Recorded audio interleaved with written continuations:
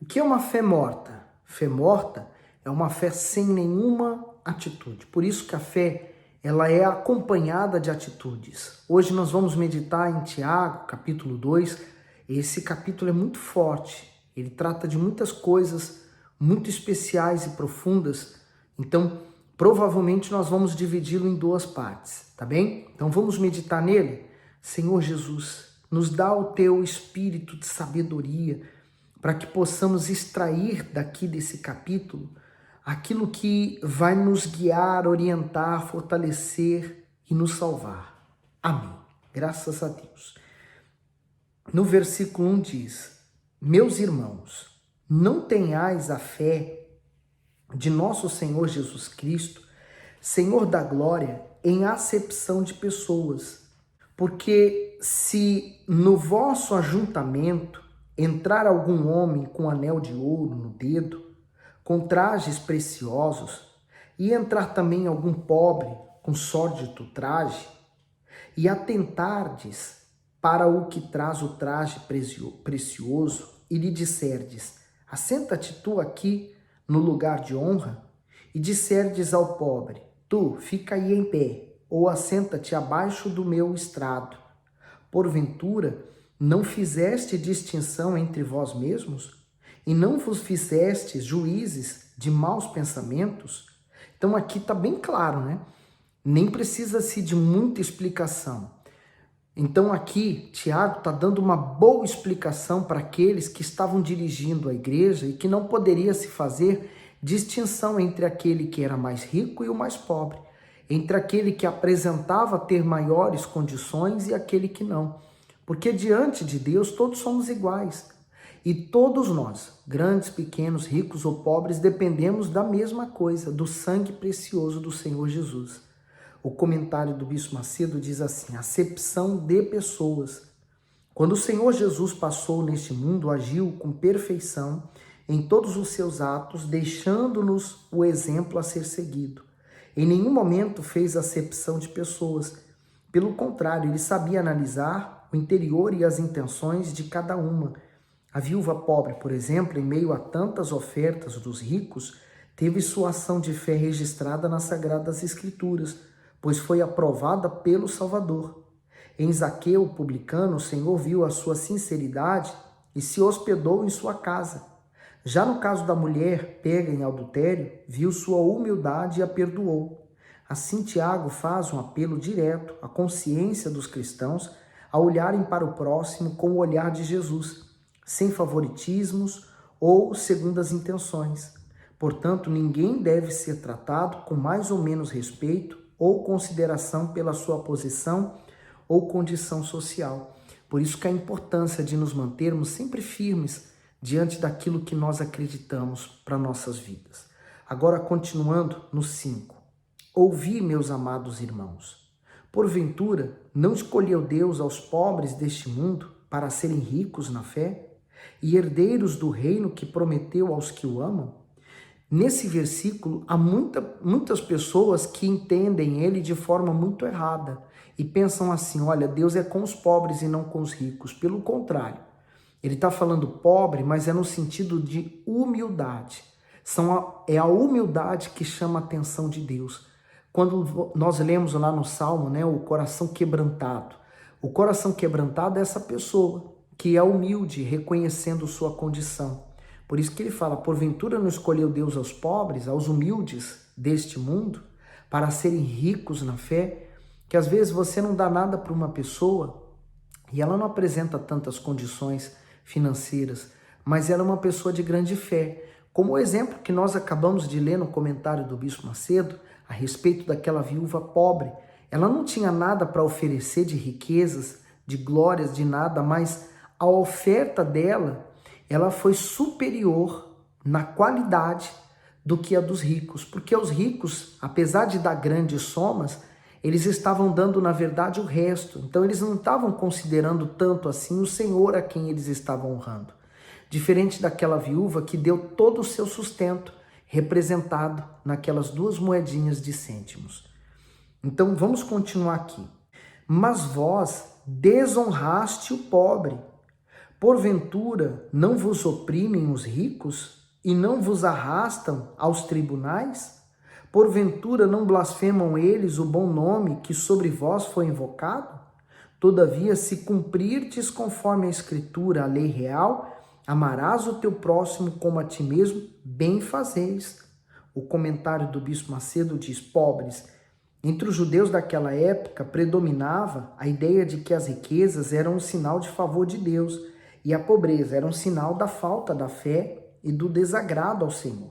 E sabe, da mesma forma nós vemos hoje pessoas que pensam ou consideram que aquele que está doente é uma punição de Deus, quando pelo contrário, nenhuma doença, Deus não pune ninguém com doença, com miséria, com dor, sofrimento, não.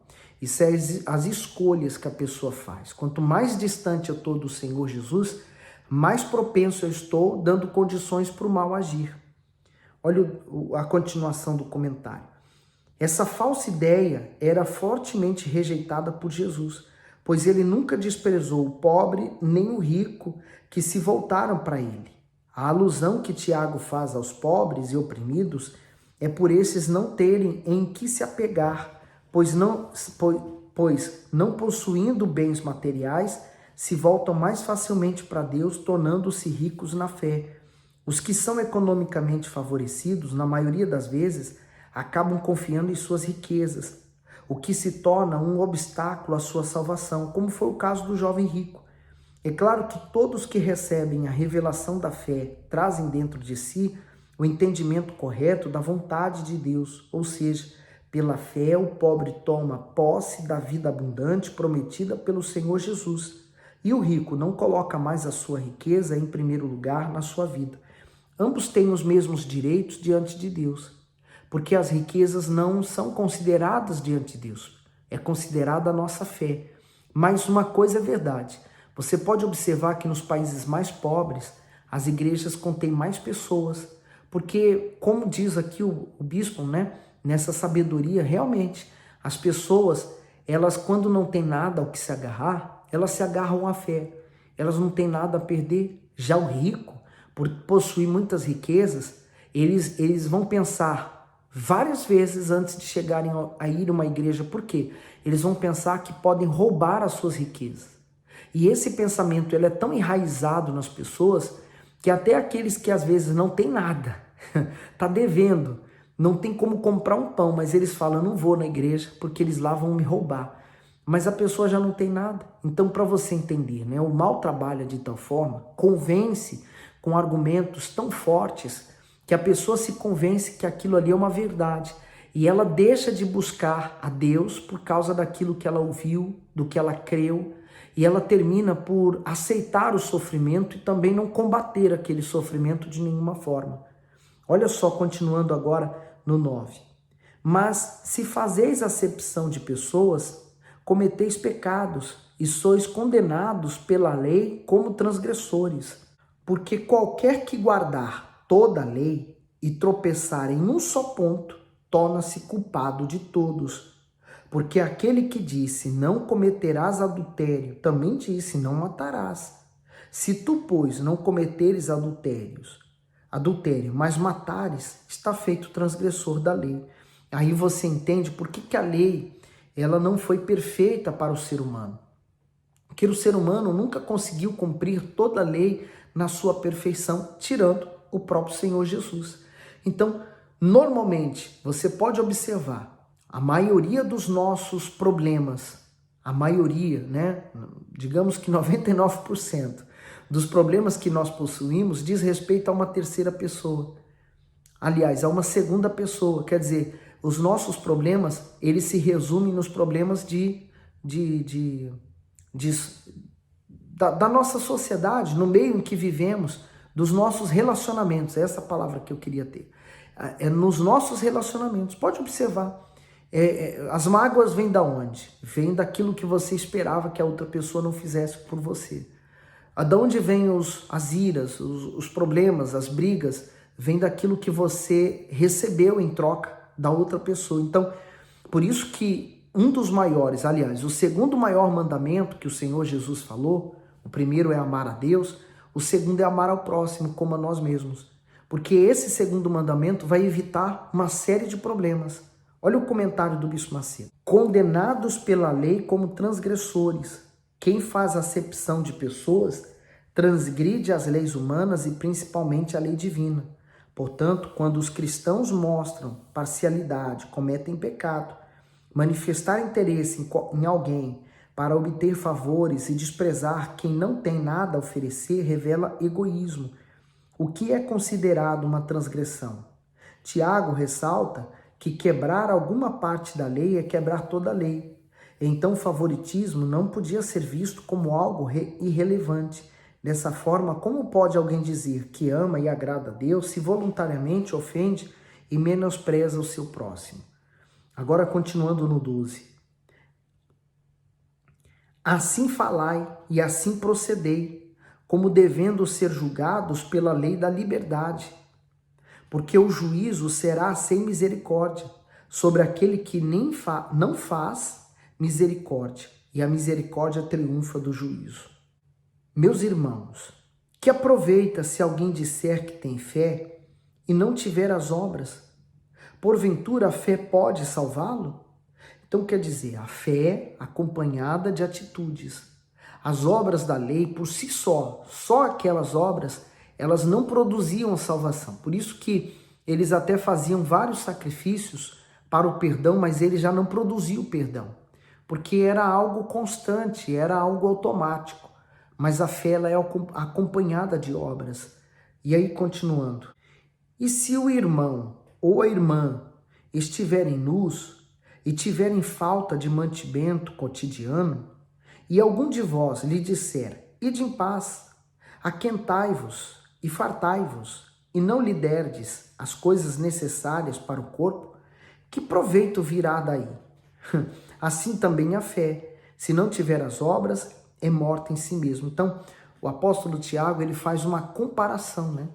Você manda uma pessoa que vem reclamar a você dizendo, olha, eu tô com frio, olha, eu tô com fome, e você fala, olha, vai em paz, vai e se aquenta, vai e se farta, mas você não dá para ele, então não resolveu nada, você não ajudou aquela pessoa no fundo.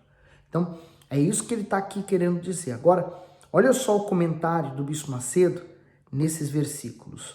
A fé sem obras. Muitos pensam que o simples fato de crerem, confessarem a fé em Jesus já é o suficiente. Porém, na prática, não compreendem o que isso significa. A fé que salva é a fé viva, que nos leva à obediência. Ou seja, quem verdadeiramente crê faz uso da sua fé para obedecer a palavra de Deus. E com isso molda a sua vida de acordo com os seus ensinamentos. Portanto, se a pessoa diz ter fé, mas essa fé não é acompanhada pela prática da palavra, então é inoperante e morta. O que o Espírito Santo nos ensina nessas palavras é que a fé sobrenatural é materializada em atitudes concretas e não em argumentos vazios. Tiago não está dizendo que a salvação vem pelas obras, senão seria alcançada por merecimento e não pela graça. O que ele está enfatizando é que uma vez a salvação sendo efetuada pela fé, as obras virão como uma consequência natural dessa salvação. Quer dizer, a fé produz a salvação e o efeito da salvação são as obras da nossa fé. Por isso, tudo que você deve guardar, sobretudo que você deve guardar, até o uso dessas palavras, né? Você deve guardar sua fé, porque ela é o elemento chave para a sua salvação. No 18, mas dirá alguém, tu tens fé, tu tens a fé, e eu tenho as obras. Mostra-me a tua fé sem as obras, e eu te mostrarei a minha fé pelas minhas obras. Então, quer dizer, as obras, elas por si só não apresentam salvação, mas a fé acompanhada de atitude, sim. No 19, tu crês que há um só Deus? Fazes bem. Também os demônios o creem e estremecem. Isso é importante, sabe por quê? Os próprios demônios, um dia, eles foram anjos de luz. Eles estiveram servindo a Deus diante do trono. Um dia eles conheceram a glória, a majestade, a grandeza de Deus, coisas que nós não conhecemos. Mas o diabo, Satanás, ele foi tão ávido, as palavras dele foi tão convincentes, que ele conseguiu convencer a esses demônios a se voltarem contra Deus e seguirem Satanás, pensando eles que eles iam estabelecer um reino novo, porque Satanás convenceu eles de que Deus era injusto e de que ele era mais justo do que Deus. Aí você pensa comigo, se Satanás conseguiu convencer os próprios anjos que serviam na presença de Deus, você consegue imaginar quantos pensamentos maus ele consegue colocar hoje na cabeça das pessoas? Por isso que nós temos que estar firmes, vigilantes sobre a palavra de Deus. Aí o Bispo Macedo diz, crês que há um só Deus? Tiago coloca essa pergunta para aguçar o raciocínio dos que rejeitam as obras da fé. Crer na existência de um só Deus é importante, mas não é suficiente, pois até os demônios creem e tremem. Quer dizer, esse tipo de crença não serve porque é a mesma dos demônios, que mesmo possuindo-a, estão condenados ao lago de fogo. Essa é a fé religiosa que até conhece a existência e a autoridade de Deus, mas não corresponde com obediência, ou seja, não existe prática da palavra.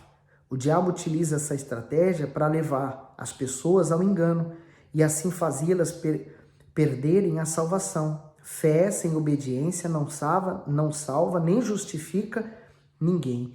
É muito forte, né? Ele fala, também os demônios creem. Eles creem e porque eles creem também não mudam. Eles conhecem a Bíblia, mas nem por isso se arrependem. Até porque para eles, o caso dos demônios, de Satanás, eles já estão condenados ao lago de fogo e enxofre. Então para eles já não tem mais solução. O 20.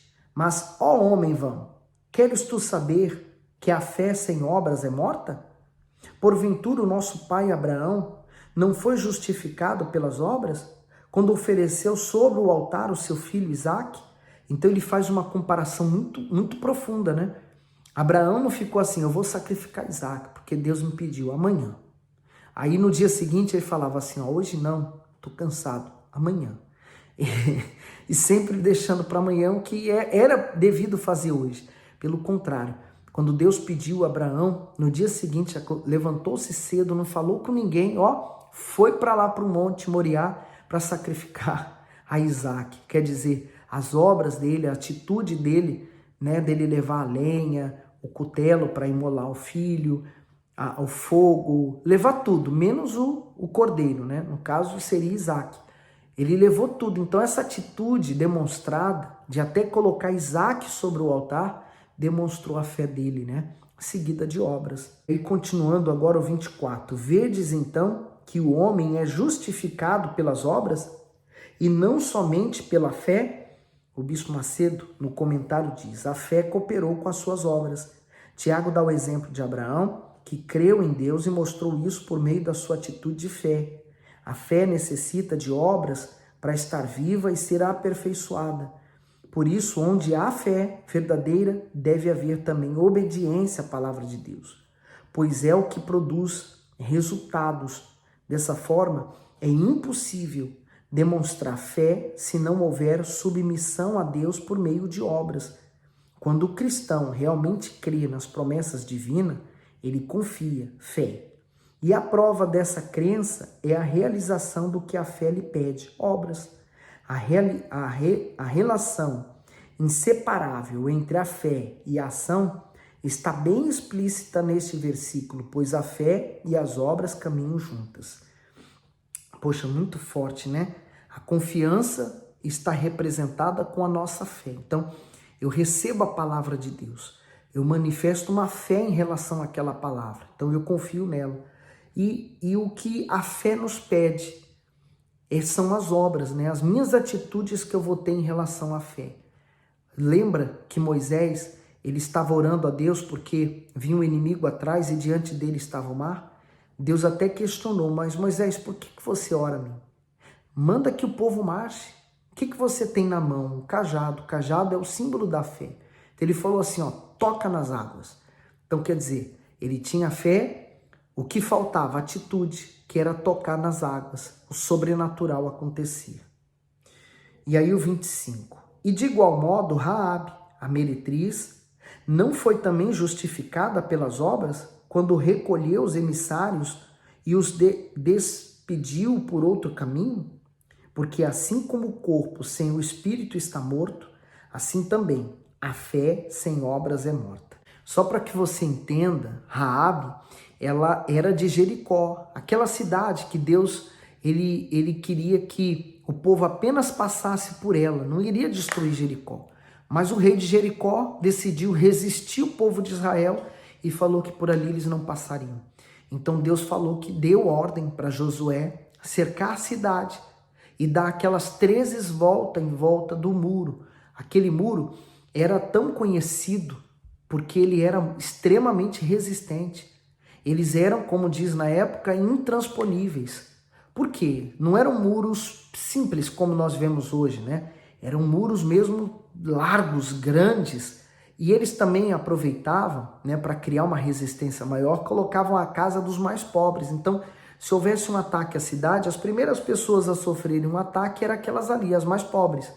Então, aquelas casas que estavam nas muralhas, entre aspas, eram as mais seguras, mas também se houvesse um ataque muito forte, eram as primeiras a caírem. Então, Raabe tinha um prostíbulo. E quando os espias entraram para espiar a terra, descobriram. Eles se esconderam nesse prostíbulo. Raabe já ouvia falar dos feitos de Deus e viu ali naqueles emissários uma oportunidade dela mudar de vida, porque ela era uma prostituta, mas não queria aquilo para a vida dela. Ela queria sair daquela vida, não sabia como, né? Não tinha nenhuma oportunidade. Mas ela viu no Deus de Israel uma oportunidade de mudar de vida. Foi então ela escondeu os espias e fez aquele acordo que quando eles viessem destruir, eles poupassem a ela e a família dela. E foi onde eles mandaram amarrar aquela corda vermelha na janela dos muros, porque ali saberiam que ninguém deveria atacar aquela casa. Quando Deus mandou rodear as 13 vezes, na 13ª volta, eles deram um grito, tocaram a trombeta, então toda aquela muralha caiu, exceto a casa da meretriz, a Raabe. Quer dizer, a atitude dela demonstrou uma fé, a fé no Deus de Israel. Apesar dela não conhecer a Deus, mas a atitude dela demonstrou essa fé que salvou a ela, salvou sua família e deu para ela uma nova vida. Sabe o que aconteceu? Ela gerou filhos e dos filhos dela, né, que veio da linhagem de Judá, nasceu o Senhor Jesus. Raabe, inclusive, é citada, né, na genealogia do Senhor Jesus. É muito forte, sabe?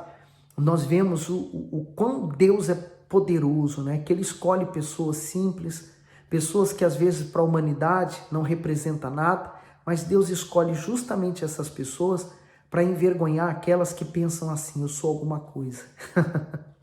Deus escolheu você, sabia? Por isso que você está aqui ouvindo essa mensagem, por isso que você está meditando nas palavras dele. E o detalhe, hein, é que ele está revelando para você segredos que os mais inteligentes dessa terra não sabem. Mas hoje você está sabendo. Por isso, aproveite, medite bem nessas palavras, guarde elas no seu coração e pratique, porque a fé sem a prática não vale nada. Vamos espalhar esse evangelho, vamos distribuir esse vídeo para bastante pessoas, vamos fazer com que mais pessoas venham conhecer o Senhor Jesus por meio delas, tá bom? Que Deus continue te iluminando e abençoando cada vez mais. Fique bem.